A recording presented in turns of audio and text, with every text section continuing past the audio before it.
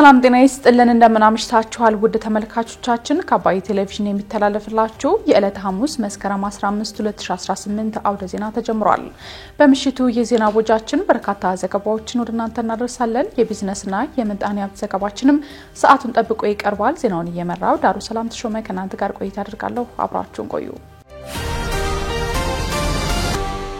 በመጀመሪያው ክፍለ ጊዜ የመረጃ ጥንቅራችን የማዕረግ እድገት የሚሰጠው ላለፈው በጎ ነገር ብቻ ሳይሆን ቀጣይ ግዳጅና ተልእኮን ለመወጣት ጭምር ነው ሲሉ ሌተናል ጀነራል አጫሉ ሸለመ መግለጻቸውን የኬንያው ፕሬዝዳንት በህዳሴ ግድብ ምርቃት ላይ መገኘታቸው ግብጽን ማበሳጨቱን አምባሳደሩ መናገራቸውን እንዲሁም የቅዱስ ሲኖዶስ ዋና ጸሐፊ ብፁዕ አቡነ ዲዮርቆሪዮስ አስተላለፉት በሚል እየተሰራጩ ያሉ መረጃዎች ሐሰተኛ ናቸው ስትል ቤተክርስቲያኗ ማስተባበሏን የተመላከቱ መረጃዎችን ወደናንተ እናደርሳለን። አብራችሁን ቆዩ።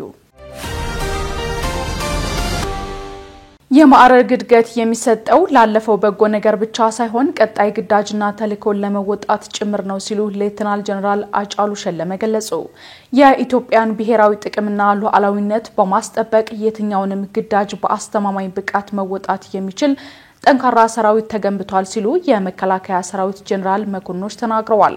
የመከላከያ ሰራዊት የሰው ሀብት አመራር ዋና መምሪያ ኃላፊ ሌተናል ጀነራል አጫሉ ሸለመ የኢትዮጵያ ሉዓላዊ ክብር አንድነትና ብሔራዊ ጥቅም በአመራር ልህቀት በአስተማማኝ ደረጃ ጠንካራ ሰራዊት እየተገነባ ነው ብለዋል። በአሁኑ ወቅት የመከላከያ ሰራዊት በትጥቅ የተሟላ አስተማማኝ ቁመና ያለው ጠንካራ የሀገር ዘብ መገንባቱን አመልክተው የኢትዮጵያ ታሪካዊ ጠላቶች ግን የሚያስቡት የተዳከመች ሀገር ማየት እንደነበር ለኢዜአ ተናግረዋል። የኢትዮጵያ ጠላቶች የመከላከያ ሰራዊት ግዳጁን በአግባቡ መፈጸም የማይችል እንዲሆን በማለም የጥፋት ግባቸውን ለማሳካት ቅዠት ውስጥ ናቸው ይላሉ ሌተናል ጀነራሉ። ሌተናል ጀነራል አጫሉ ሸለመ ለጦር መኮንኖች መስከረም 10 ቀን 2018 ዓ.ም የተሰጠውን ሹመት አስመልክቶ በሰጡት ማብራሪያ የማዕረግ እድገት የሚሰጠው ላለፈው በጎ ነገር ብቻ ሳይሆን ቀጣይ ግዳጅና ተልእኮን በአግባቡ ለመወጣት ጭምር መሆኑን አንስተዋል። ሹመት ማለት ስላለፈው በጎ ነገርን መሰረት ተደርጎ የሚሰጥ ሽልማት ብቻ አይደለም። ሰው ለመሾም ጥሩ ነገር ሰርቶ መምጣት አለበት። ሹመት ሲሰጠው ግን ተጨማሪ ግዳጅና ተልእኮ መሸከም እንደሚገባ ታሳቢ ተደርጎ ነው የሚሰጠው። ስለዚህ የሆነ አይነት ጩኸት ምናምኑ ነገር መከላከያን የሚነቀንቀው ሳይሆን የሹመት የበለጠ መከላከያን የሚያጠናክር እነሱ በሚፈልጉት አይነት የሚናሰው እንደ ብረት ጠንክሮ በጋራ የሚቆም ማንኛውም ግዳጅ ለመወጣት ግንባሩን የማያጥፍ ኃይል ነው የሚያደርገው። የመከላከያ ሰራዊት የህዝብ ግንኙነት ዳይሬክተር ብርጋዴር ጀነራል ጌትነት አዳነ በበኩላቸው ለሰራዊቱ የጦር መኮንኖች የተሰጠው ሹመት በስነ ልቦና የበለጠ በመገንባት የሀገር ሉዓላዊነትን ለማጽናት ቀላል ትርጉም የሚሰጠው አይደለም ብለዋል። እንደነዚህ አይነት ማበረታቻዎች ሹመቶች በሚኖርበት ጊዜ ይሄንን ኃላፊነት በመወጣት የሰራዊት ሞራል በመገንባቱ ምክንያት ሉዓላዊነትን በማጽናት ቀላል ነገር አይደለም። ያነሳሳል፣ ሞራል ይገነባል። ሰራዊቱ ያንኑ ጅምብር ተወጥቶ ምን እንደሆነ በተግባር አይቶታል። አሁንም የኢትዮጵያን ሉዓላዊነት የኢትዮጵያን ብሔራዊ ጥቅም በመጠበቅ በኩል መስዋዕትነት እየከፈልን እንጠብቃለን። 7 ሳይቶች ገንብተን አስረክበናል። ቴምር ሪል ስቴቶች ነን። አሁን ደግሞ ሙሉ ክፍያ ለሚከፍሉ ደንበኞቻችን ከ30 እስከ 35% በሚደርስ ቅናሽ ከ5 ሚሊዮን ብር ሙሉ ክፍያ ጀምሮ አፓርትመንት ቤቶችን በፒያሳ በአያት በሶማሌ ተራና በጋርመንት በሚገኙ የመኖሪያ ህንጻዎቻችን ላይ ልዩ ቅናሽ አዘጋጅተናል። እንዲሁም ምቹ በሆነ አከፋፈል ከ10% ቅድመ ክፍያ ጀምሮ ያለ ወለድና የግንባታ ዕቃ ጭማሪ በኢትዮጵያ ብር ይገበያዩ። የዕድል ለአጭር ጊዜ ብቻ የሚቆይ ስለሆነ አሁኑኑ በ0984 00 0520 ላይ ይደውሉ። የኬንያው ፕሬዝዳንት በህዳሴ ግድብ ምርቃት ላይ መገኘታቸው ግብጽን ማበሳጨቱን አምባሳደሩ ተናገሩ። የኬንያው ፕሬዝዳንት ዊሊያም ሩቶ ጳጉሜ 4 2017 ዓ.ም በተካሄደው የታላቁ የኢትዮጵያ ህዳሴ ግድብ ምርቃት ስነ ስርዓት ላይ እንግዳ ሆነው ተገኝተው ነበር። በዚህም ግብጽ ቅር እንደተሰኘች በኬንያ የግብጽ አምባሳደር የሆኑት ሀተም ዮስሪ ሆስኒ ለአገሪቱ ፓርላማ አፈ ጉባኤ ገልጸዋል። አምባሳደሩን ተቀብለው ያነጋገሩት የኬንያ ፓርላማ አፈ ጉባኤ ሞሰስ ዋታንጉላ በበኩላቸው ግብጽ ከናይል ውሃ ጋር የተያያዘ ያላትን ማንኛውም ስጋት በተመለከተ ኢትዮጵያ ላይ ብቻ ከማተኮር ይልቅ ከሁሉም የተፋሰሱ ሀገራት ጋር እንድትመካከርም ጠይቀዋል። የኬንያ መገናኛ ብዙሃን ዘገባ እንደሚያመለክተው የኬንያ ፓርላማ አፈ ጉባኤ ዋታን ጉላና የግብጹ አምባሳደር ሆስኒ በትላንትናው ዕለት የተገናኙ ሲሆን በዝርዝር ከተነሱ ጉዳዮች አንዱ በካይሮና በአዲስ አበባ መካከል ያለ መግባባት ምንጭ የሆነው የናይል ውሃ ጉዳይ ነው። አምባሳደሩ አክለውም የሀገራቸው ያላትን መብት የሚያስጠብቅና የናይል ውሃ ፍትሃዊ ተጠቃሚነት የሚያረጋግጥ አሳሪ ስምምነት እንዲፈረም ከ10 ዓመት በላይ ለሚሆን ጊዜ ስትጥር እንደነበር ገልጸዋል ተብሏል። ፕሬዝዳንት ሩቶ በህዳሴ ግድብ ምረቃ ስነ ስርዓቱ ላይ ባደረጉት ንግግር ታላቁ የኢትዮጵያ ህዳሴ ግድብ ሀገራዊ ፕሮጀክት ብቻ ሳይሆን ፓን አፍሪካዊ መገለጫ ነው ሲሉ አሞካሽተውትም ነበር። ሀገራቸው ከግድቡ ከሚመነጨው ኤሌክትሪክ ኃይል የተወሰነ ለማግኘት የኃይል ሽያጭ ስምምነት ለመፈረም ዝግጁ መሆኗንም አስታውቀውም ነበር። ኬንያ ከኢትዮጵያው ግድብ መጠቀሟ እኛን አይጎዳንም፣ ከኢትዮጵያ ጋር ያለን ጉዳይ የኤሌክትሪክ ኃይል ከማመንጨታቸው ጋር የተያያዘ ሳይሆን ከናይል ውሃ ጋር ነው ሲሉም ገልጸዋል። ይህንን የሚያጠናክር ዘገባ ያወጣው ዘስታር አፈጉባኤው ከእናንተ ግብጽም ሆነ ከጎረቤታችን ኢትዮጵያ ጋር ችግር የለብንም፣ እንዲያውም የኤሌክትሪክ ኃይል ከነሱ ስለምናስገባ ከህዳሴ ግድብ ተጠቃሚ ነንም ብለዋል። በተጨማሪም አፈጉባኤው ከኢትዮጵያ ጋር የሚነሳ ግጭት የአፍሪካ ቀንድን የበለጠ አለመረጋጋት ውስጥ ይከተዋል በማለትም በፌስቡክ ጽሑፋቸው ስጋታቸውንም አንስተዋል። የቅዱስ ሲኖዶስ ዋና ጸሐፊ ብፁዕ አቡነ ዲዮስቆሮስ አስተላለፉት በሚል እየተሰራጩ ያሉ መረጃዎች ሐሰተኛ ናቸው ስትል ቤተክርስቲያኗ አስተባበለች። ነገ መስከረም 16 2018 ዓ.ም የሚከበረውን የመስቀል ደመራ በዓልን በማስመልከት በአዲስ አበባ ከተማ አስተዳደር ከንቲባ ጽሕፈት ቤት ከከንቲባ ወይዘሮ አዳነች አቤቤ ጋር የጠቅላይ ቤተ ክህነት ዋና ስራ አስኪያጅ አቡነ ሳዊሮስና የቅዱስ ሲኖዶስ ዋና ጸሐፊ ብፁዕ አቡነ ዲዮስቆሮስ ውይይት አድርገዋል። ይሁን እንጂ የኢትዮ ቤተሰብ የተሰኘው ሚዲያ ከስብሰባው መሰረታዊ ውይይትና ከተደረሰበት ስምምነት ጋር በፍጹም የማይገናኝ መረጃን የመረጃ ምንጮቼ አደረሱኝ በማለት አሰራጭቶ ተመልክተናል ሲል የቤተ ክርስቲያኗ ሕዝብ ግንኙነት መምሪያ አሳውቋል።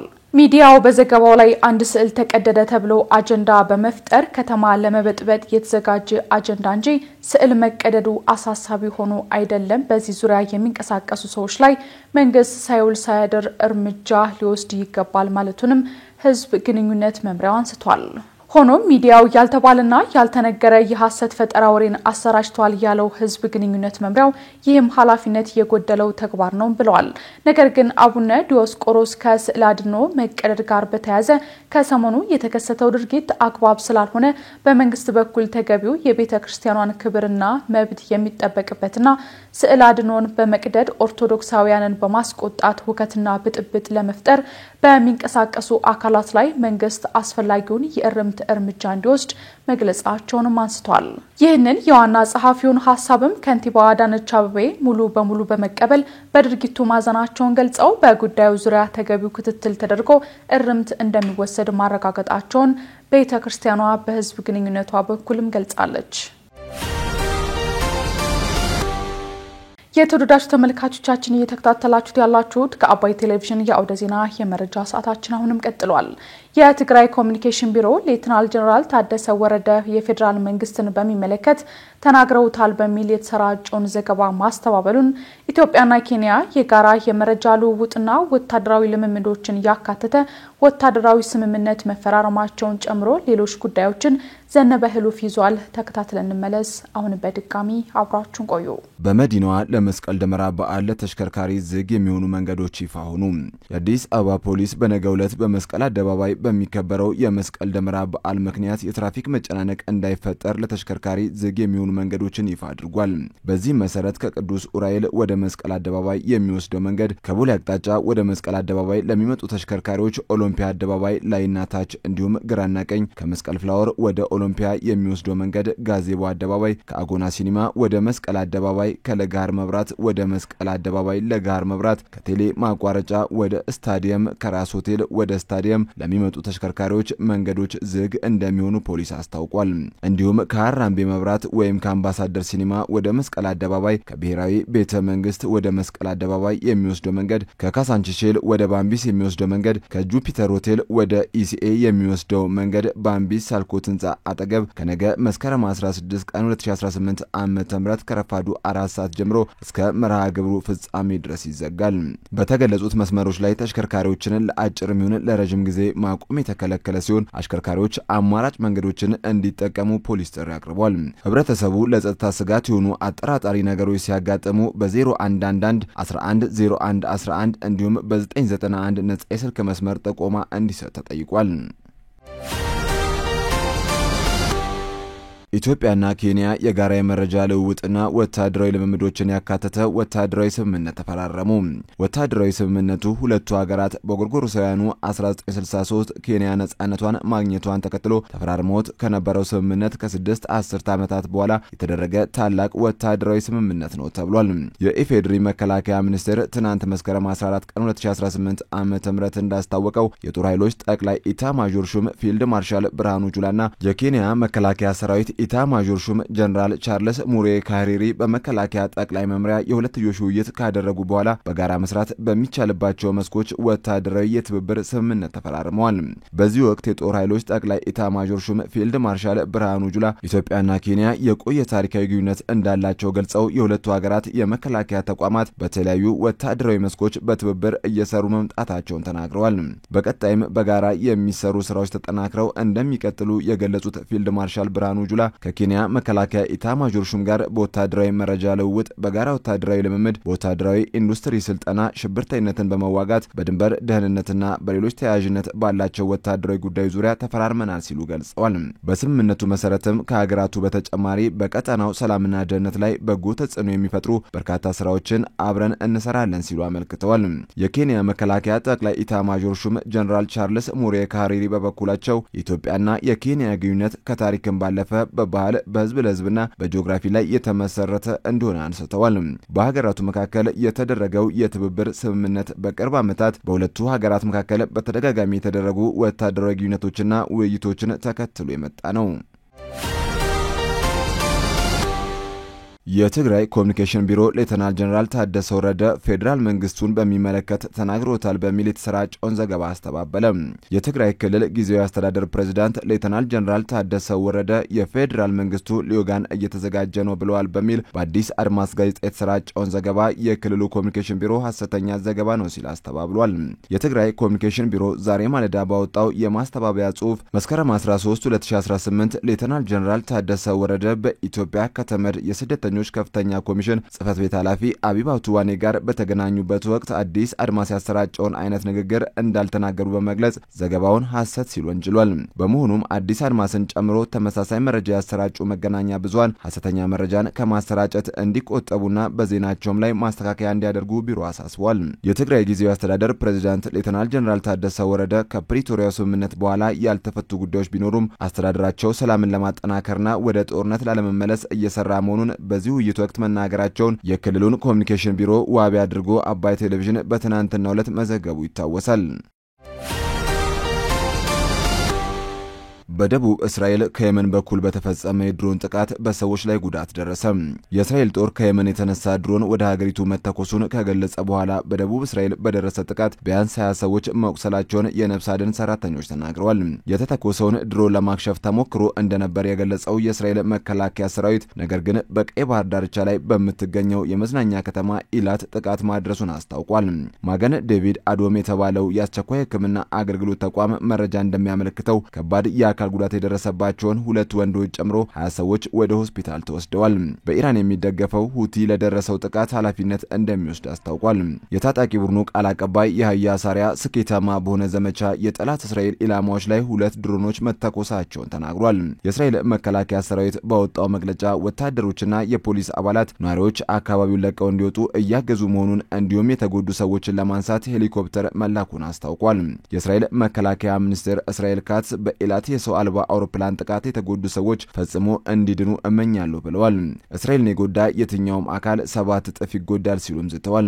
ታዋቂ የቱሪስት መዳረሻ የሆነችው ኢላት ከቅርብ ጊዜ ወዲህ በሁቲዎች ተደጋጋሚ የድሮን ጥቃት እያስተናገደች ሲሆን ይህም የቡድኑ ተደጋጋሚ ሚሳኤልና ድሮን ጥቃት በጋዛ ጦርነት ውስጥ ለሚገኙ ፍልስጤማውያን አጋርነት ለማሳየት መሆኑ ይገለጻል። በተጨማሪም ሁቲዎች የጋዛ ጦርነት ከተጀመረ ወዲህ በቀይ ባህር በኩል የሚያልፉ መርከቦችን ሲያጠቁ ቆይተዋል። እስራኤል በምላሹ የቀይ ባህር ወደብ የሆነውን ሁዳይዳን ጨምሮ በሁቲ ቁጥጥር ስር በሚገኙ የየመን ክፍሎች ላይ የቦምብ ድብደባ ፈጽማለች። ከአባይ ቴሌቪዥን የምሽት ዘገባዎች እንደቀጠሉ ናቸው። ውድ ተመልካቾቻችን አሁን ደግሞ የቢዝነስና ምጣኔ ሀብት ጉዳዮች የሚቀርቡበት ሳለ ደርሰናል። መረጃዎቹን ራቢያ ከድር ይዛለች። ተከታትለን እንመለስ። አሁንም አብራችሁን ቆዩ።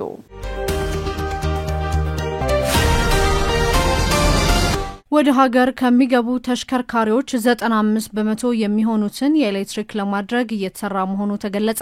በመጪዎቹ 10 ዓመታት ወደ ሀገር ውስጥ ከሚገቡ ተሽከርካሪዎች መካከል 95% የሚሆኑትን ተሽከርካሪዎች ኤሌክትሪክ ለማድረግ እየተሰራ መሆኑን የትራንስፖርትና ሎጂስቲክ ሚኒስቴር አስታውቋል። የትራንስፖርትና ሎጂስቲክ ሚኒስትር ዴኤታ በርኦ ሐሰን ለዘመን ኢኮኖሚ እድገት የኤሌክትሪክ መኪናን በዓለም አቀፍ ደረጃ እየተስፋፋ ባለበት በዚህ ወቅት ኢትዮጵያም ከ100,000 በላይ ተሽከርካሪዎችን ወደ ገበያ ማስገባት ችላለችም ብለዋል። መንግስት የኤሌክትሪክ መኪና ምርትን ለማፍጠን የነዳጅ ወጪንም ለመቀነስና አረንጓዴ አካባቢን ለመገንባት አቅዶ እየሰራ ሲሆን በቀጣይ 10 ዓመት ጊዜ ውስጥም ከ500,000 በላይ የኤሌክትሪክ ተሽከርካሪዎች ወደ ስራ ለማስገባት ከፍተኛ ጥረት እያደረገ መሆኑን ገልጿል። እንደ ሚኒስትር ዴኤታው ገለጻም በመጪዎቹ 10 ዓመታት ወደ ሀገር ውስጥ ከሚገቡ ተሽከርካሪዎች መካከል 95% የሚሆኑት ተሽከርካሪዎች ኤሌክትሪክ እንዲሆኑም ለማድረግ እቅድ ተይዞ እየተሰራ መሆኑ ተገልጿል።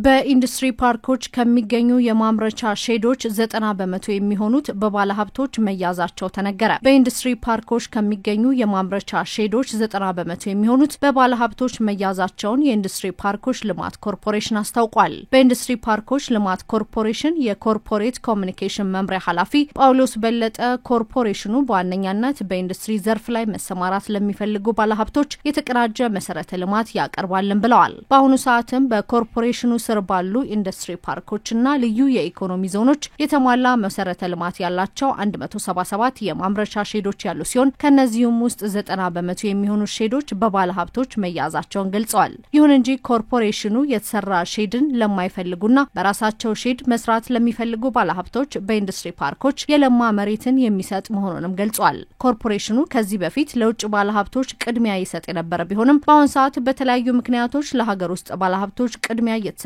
መሆኑን ኃላፊው አቶ ጳውሎስ በለጠ ጠቅሰዋል። በዚህም በአልሚዎች ከተያዙ ሼዶች በአሁኑ ጊዜ 56% የሚሆኑት ባለሀብቶች ኢትዮጵያን፣ ቀሪዎቹ በውጭ ዜጎች እንዲሁም በኢትዮጵያንና በውጭ ባለሀብቶች በጋራ የተያዙ መሆናቸውን ተናግረዋል ሲል ጋዜጣ ፕሬስ ዘግቧል።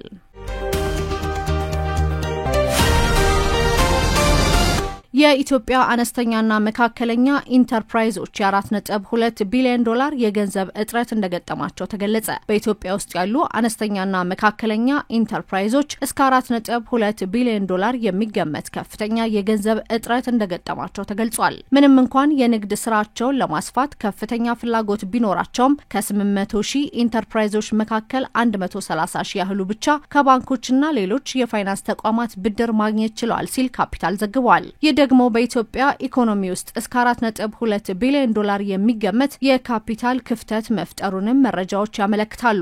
ለዚህም ዋነኛ ምክንያት የብድር ወጪ መጨመር፣ የገንዘብ አቅርቦት እጥረትና ውጤታማ የገበያ መውጫ አማራጮች አለመኖር መሆናቸውን በቅርቡ በተካሄደው የኢምፓክት ኢንቨስትመንት የወደፊት እጣ ፋንታ መቅረጽ በሚል የውይይት መድረክ ላይ ተገልጿል። ይህንን ችግር ለመፍታት የፖሊሲ ማሻሻያዎች ማካሄድ፣ አዳዲስ የፋይናንስ መሳሪያዎችን መጠቀምና የባለድርሻ አካላት ቅንጅት ማጠናከር አስፈላጊ መሆኑ መመላከቱንም ዘገባው አስፍሯል። በቅርቡ የተቋቋመው የኢትዮጵያ ሰነደ መዋለ ንዋዮች ገበያ ለአነስተኛና መካከለኛ ኢንተርፕራይዞች አዲስ የፋይናንስ ምንጭ በመሆን ችግሩን ለመቅረፍ እንደሚረዳም ይጠበቃል ተብሏል። ከአባይ ቴሌቪዥን ስትከታተሉት የነበረው የዕለት ሐሙስ መስከረም 15 2018 የምሽቱ መረጃችን ይህን ይመስል ነበር። አብራችሁን ስለነበራችሁ ከልብ ያመሰግነን። በያላችሁበት መልካም ምሽት ይሁንላችሁ።